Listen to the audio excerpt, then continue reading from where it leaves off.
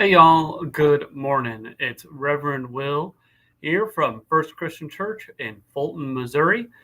Each week at this time, we stop what we're doing and have a little devotion. I share with you my weekly devotion. I write it every Monday and send it out into the world, and you get sort of the audiobook version here on Facebook Live and YouTube Live. So we're glad that you have joined us this week, and we'll get right into it. This week's is kind of a quick one, as it's the week after Easter. I wrote a lot of sermons, did a lot of stuff, so I just had a short one.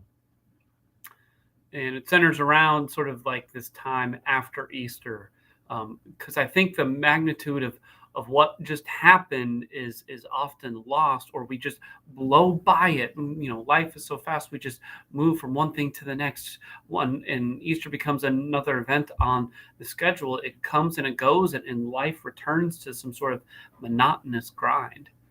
At least at Christmas, the world seems to stop for a little while, but at Easter, we have to sort of get back to it right away.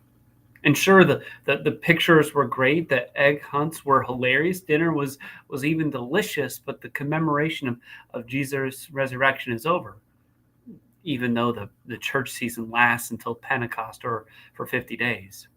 The shift back to everyday life is sudden and jarring, even when you think about what we just celebrated. But let's not move too quickly past it to the next Hallmark holiday.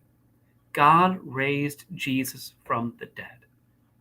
The one who was crucified, put to death by church and state alike, has now been raised so that his name would be the name above all names, the Most High. He defeated sin, death, and the devil in all the ways they manifest in our lives, including physical death. The world cannot keep God's grace and mercy and love locked away in some tomb. It has been set free on the world, set free in your lives. The worst thing won't be the last thing, whether personally or even globally. Death will not have the final word. Or as St. Paul says, death is the last enemy to be brought to an end. And so the very worst this life can throw at you, death, is the very thing right up Jesus' alley.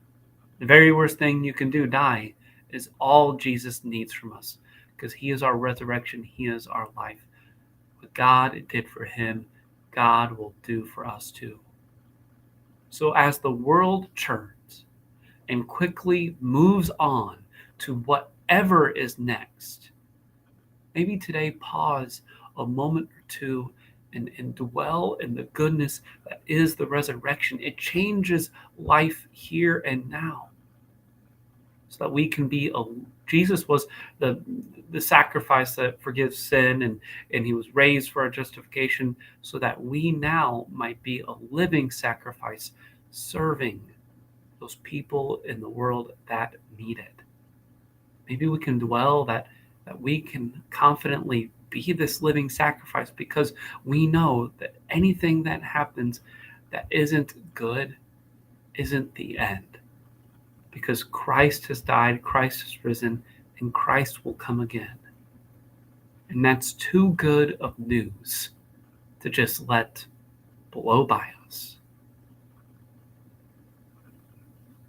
Thanks for joining me this morning. I hope you heard a word of grace. If you like what you heard, like and share it with someone who you think needs to hear this good news. And you're more than welcome to join us for worship too on Sunday mornings at 10:30. But if not, our benediction's the same as always. God be with you till we meet again. Bye.